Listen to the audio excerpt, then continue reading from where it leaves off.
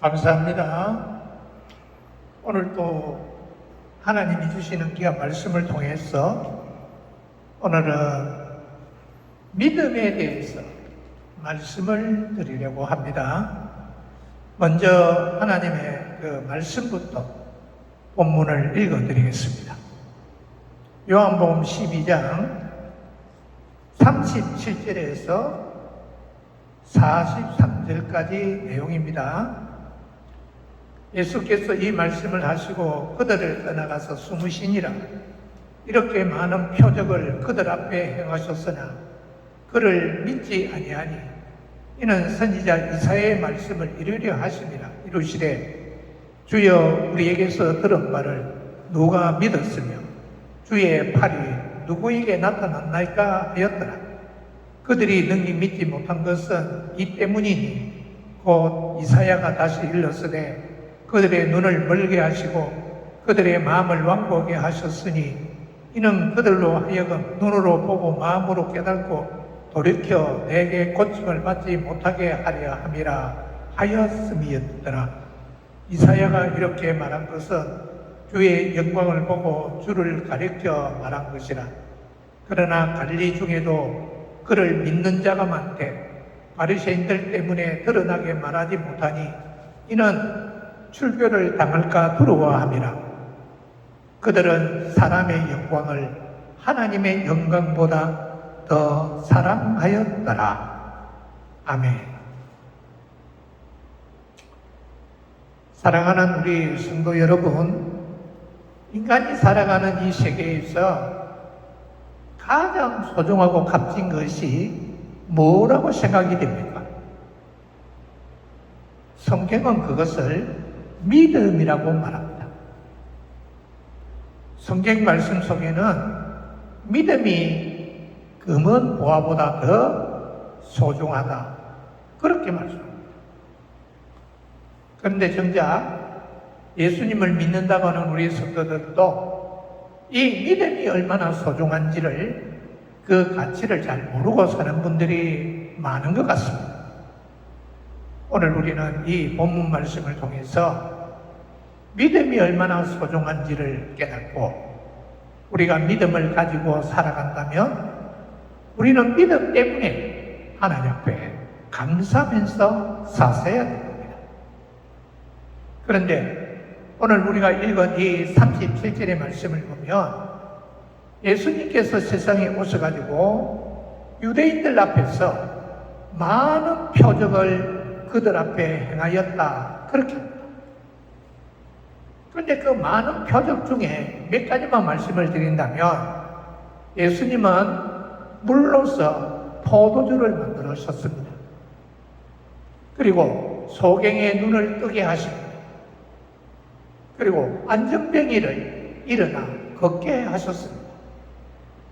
그리고 베세다들에서 500여의 보리떡 5덩어리, 물고기 2마리를 가지고 5,000명을 먹이고 그 부스러기를 거두니 12바구니가 찼더라 라고 합니다. 그리고 또 우리가 잘 아는 대로 요한복음 11장에 보면 나사로라는 청년이 병들어 죽게 됩니다. 죽어서 무덤에 가두어지게 되는데 무덤에 들어간 지 날이 될 때 예수님이 무덤에 찾아오셔서 그 죽은 나사로를 살려놓게 됩니다. 자, 지금까지 말씀한 이 모든 엄청난 사건들, 이것은 우리 인간으로서는 도저히 할 수 없는 일들입니다. 이런 이적과 표적을 예수님께서 나타내 보여주셨음에도 불구하고 오늘 본문의 결론적인 것은 예수님을 믿는 자가 없더라, 그렇게 말합니다. 우리가 지금 밖에 나가서 많은 사람들에게 전도를 하면 자기들에게 원하는 어떤 신비한 역사를 나타내 보여준다면 믿겠다, 이렇게 말하는 사람이 많습니다. 그러나 예수님은 33년 동안 유대 나라에서 말할 수 없는 많은 표적을 행하였지만 이 표적을 보고도 믿지 않았다는 것이 오늘 성경 내용의 말씀입니다. 자, 그럼에도 불구하고 이런 많은 표적을 보고도 믿지 않는 그런 인간들이 있는 중에 믿는 자가 있다면 과연 그것은 뭘까요? 그것은 우리 인간의 상식도 지식도 아닙니다. 우리 인간의 경험에 의해 믿는 것도 아닙니다. 아무도 그 누굴도 믿을 수 없는 그 믿음을 내가 간직하고 있다면 그것은 하나님이 일하신, 하나님의 역사하신 놀라우신 기적입니다.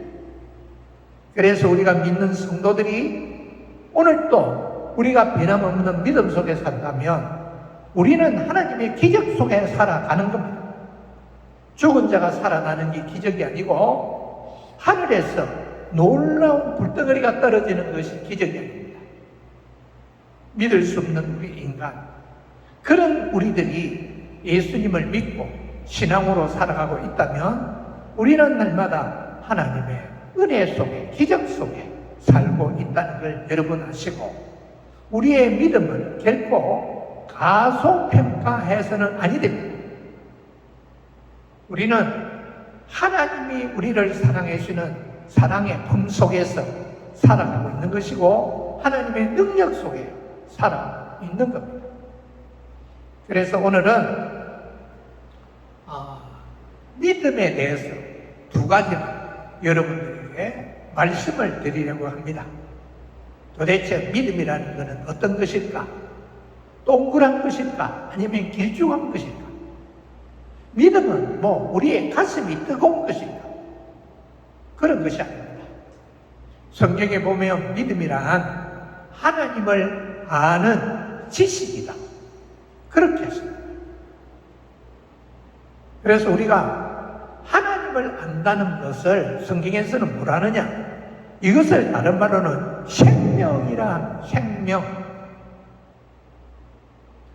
그렇다면 우리가 하나님을 아는 것이, 아는 지식이 믿음이라면, 그런 믿음을 우리가 소유했다면 우리는 하나님께로부터 생명을 선물받아 살아가고 있는 자들이라는 것을 기억하셔야 됩니다. 구약성경 호세아서 4장 6절에 보면 하나님은 호세아 선지를 통해서 이렇게 말씀합니다. 내 백성이 지식이 없어 망하는도다. 이 지식이 무슨 지식일까요? 바로 하나님을 아는 지식입니다.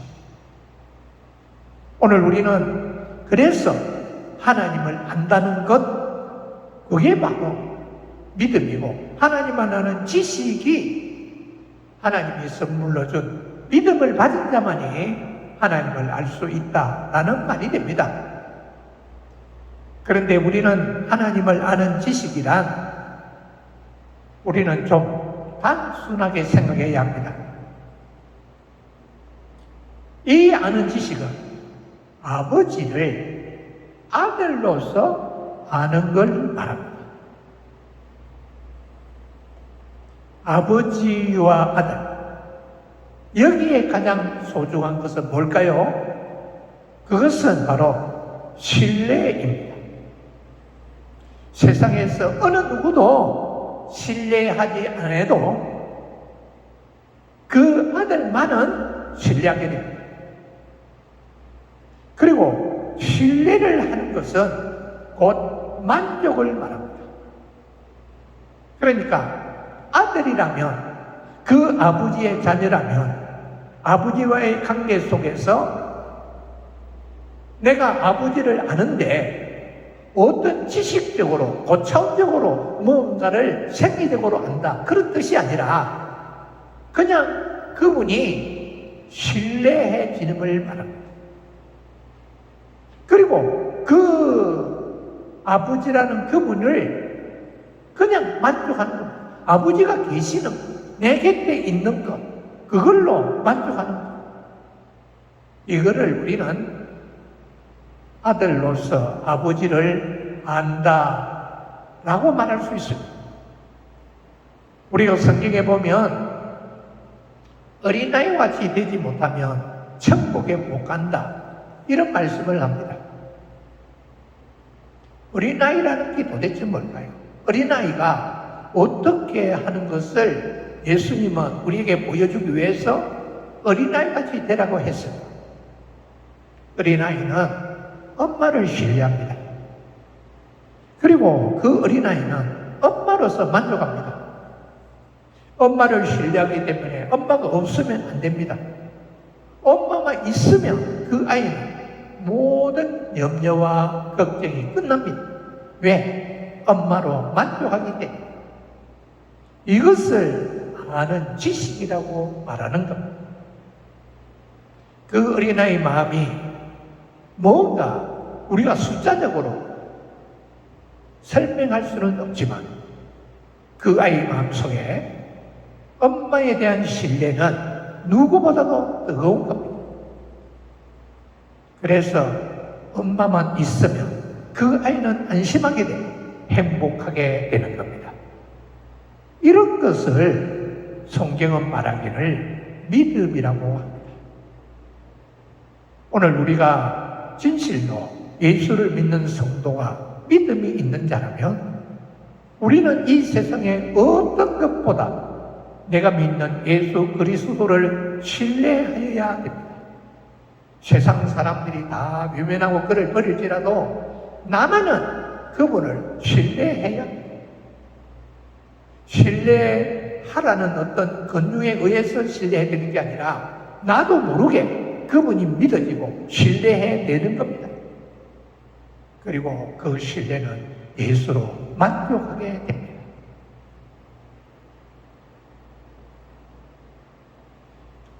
이런 상태, 예수님을 알고 예수님으로 만족하고 이런 상태를 믿음이라고 말합니다.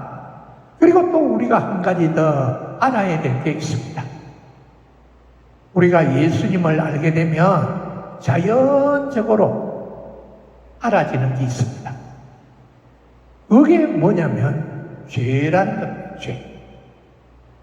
예수를 모르고 살아왔을 때에는 믿음이 없는 그냥 불신 삶을 살아왔을 때에는 죄가 뭔지 전혀 모르고 살았습니다.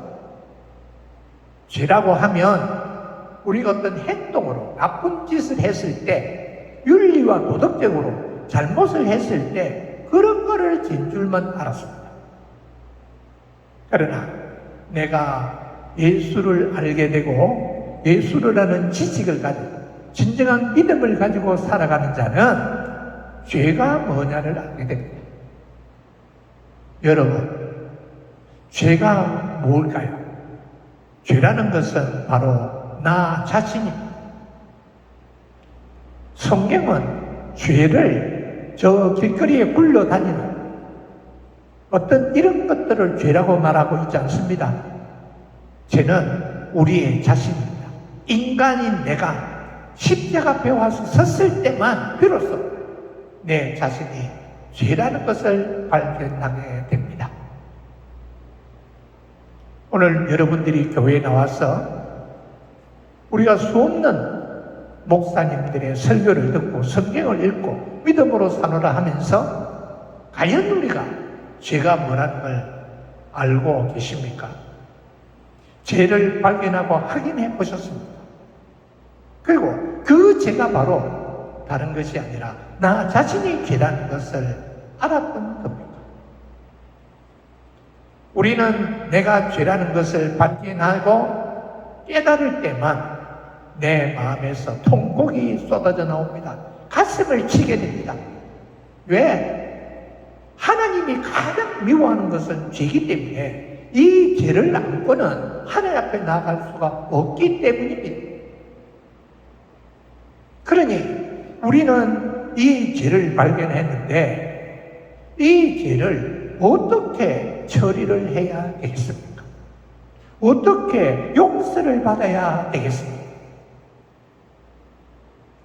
바로 이것이 오늘 우리가 믿음으로 살아가는 성도들에게 하나의 숙제처럼 여겨질 수도 있습니다. 그러나 성령께서 역사하는 하나님의 말씀을 우리가 잘 듣고 깨달아 보면 이 말씀 속에서 우리에게 정답을 알려주고 있습니다. 우리 죄, 내라는 내 자체가 죄인데 이 죄를 용서받는 길이 바로 예수 그리스도라는 겁니다. 십자가에 못 박혀 죽으신 예수 그리스도 그분이 바로 나의 용서라는 겁니다.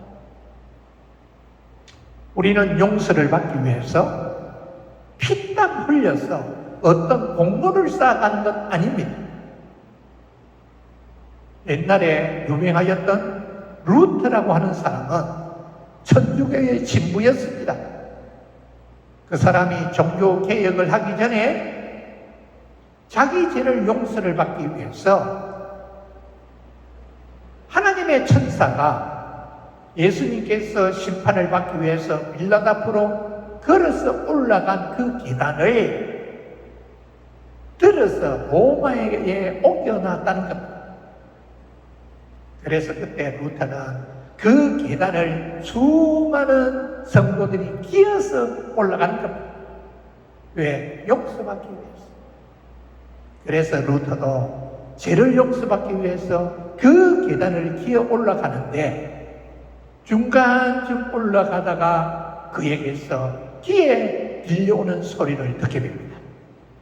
다시 말하면 어떤 소리를 듣기보다는 깨달음을 얻게 됩니다. 그때 깨달음이 뭐냐? 바로 로마서 1장 17절이었습니다.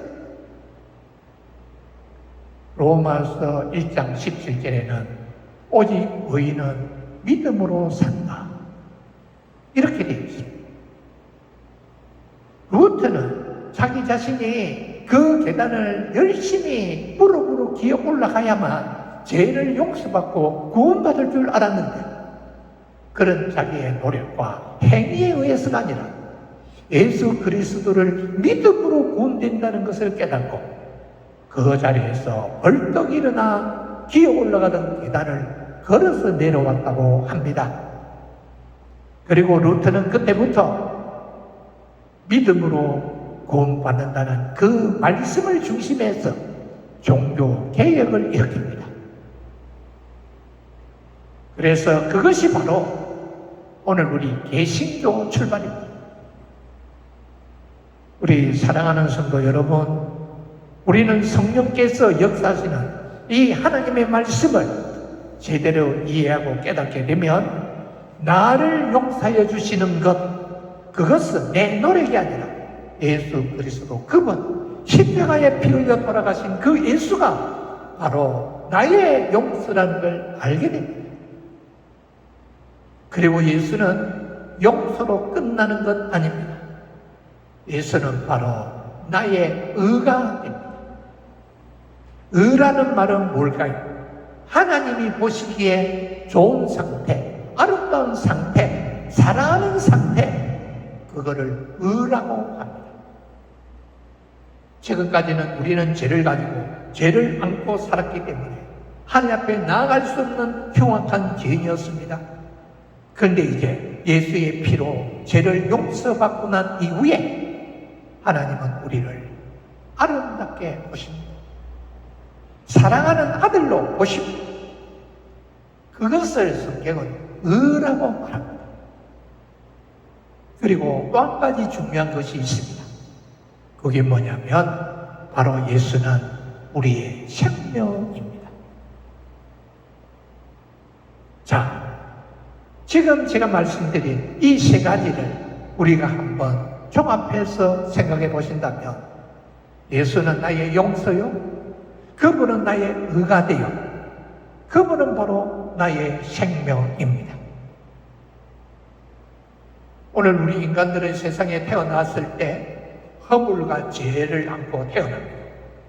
그래서 이런 인간을 보고 죽었다고 말합니다. 죽었다는 것은 뭐가 없는 겁니까? 생명이 없습니다. 그래서 우리는 하나님께 버려져야 됩니다. 지옥을 가야 됩니다. 영원한 형벌을 받아야 됩니다. 그게 우리의 운명입니다. 그런데 오늘 우리는 예수 그리스도를 믿음으로 말미암아 바로 이 문제를 해결하게 됩니다. 예수 앞에, 십자가 앞에 나와 보니까 하나님께서 예수님을 세상에 보내시는데 그 예수가 바로 우리의 용서요, 우리의 의로서 그분이 바로 우리의 생명인 것을 알게 됩니다. 이것을 하나님을 아는 지식이라고 합니다. 그래서 우리가 믿는 우리 성도에게는 이러한 하나님을 믿는 지식 꼭 우리에게 간직한 상태로서 예수가 이렇게 소중한 분인 줄 알고 감사해서 사셔야 돼요. 이제 한 가지 더, 믿음이 뭐냐 하는 것 한 가지만 더 말씀을 드린다면, 믿음은 하나님을 아는 것이고 또 하나는 하나님을 기쁘게 하는 겁니다. 여러분, 우리가 하나님을 안다는 것은 정말로 소중합니다. 하나님을 알게 되면 자연적으로 하나님을 기쁘시게 하게 됩니다. 그런데 우리는 지금까지 어떻게 살아왔습니까? 우리 인간들은 하나님을 기쁘시게 하는 것이 바로 우리가 이 세상을 살아가는 존재의 이유입니다. 우리가 세상에서 숨쉬고 세상에서 양식을 섭취하고 세상에서 자유를 누리면서 살아가야 될 이유, 그것은 하나님을 기쁘시게 하기 위해서입니다.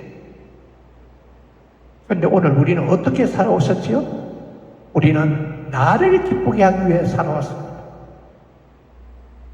지금도 수많은 사람들은 하나님을 기쁘게 하는 것과는 전혀 상관없이 자기의 기쁨을 위해서 살아가게 됩니다.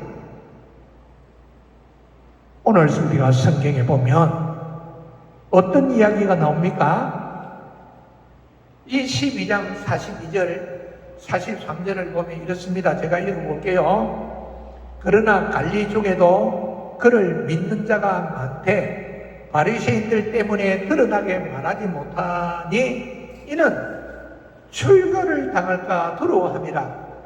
그들은 사람의 영광을 하나님의 영광보다 더 사랑하였더라 합니다. 예수님 당시 유대인 중에 믿는다고 말하는 자들이 있었는데, 그들이 믿는다고 하는 그들은 어떤 정신을 갖고 믿었습니까? 사람의 영광을 하나님의 영광보다 더 사랑하였다. 다시 말하면 자기를 기쁘게 하기 위해서 하나님을 끌어들이는 겁니다. 하나님은 능력자니까, 하나님, 내가 예수 믿겠습니다. 그러니 하나님께서 나에게 내가 원하는 거 들어주십시오. 부자 되게 해주시고 건강을 주시고 사업 잘 되게 해주십시오. 그러면 나 예수님 믿겠습니다. 이런 정신을 가지고 예수 앞에 나온 겁니다. 그런데 막상 자기들에게 위험이 도사리니까 그 위험 때문에 나 예수 믿습니다, 이 말을 못하는 겁니다. 왜냐?